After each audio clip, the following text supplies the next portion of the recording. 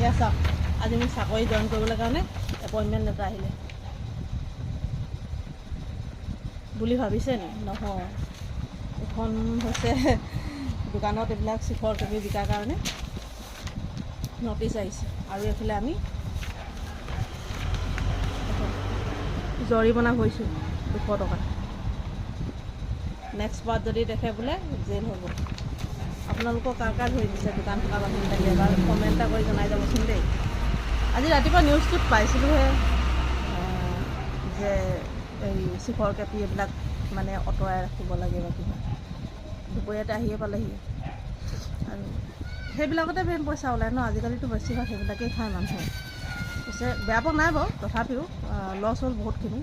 মালখিনি উঠাই লৈ গ'ল সেইটো যিহেতু, আৰু 200 টকা বাৰু কোনো ডাঙৰ কথা নহয়, জৰিমনা যিটো ভৰিলোঁ, কিন্তু মালখিনি উঠাই লৈ গ'ল যিহেতু অকণমান বেয়া লাগিছে আৰু কি কৰিব এতিয়া, উপায় নাই। বাকী দোকান থকা মানুহবিলাকৰ যাৰ যাৰ দোকান আছে তেওঁলোকে মানে এইবিলাক বস্তুবিলাক আঁতৰাই ৰাখিব, নিজৰ কাৰণে ভাল হ'ব আৰু।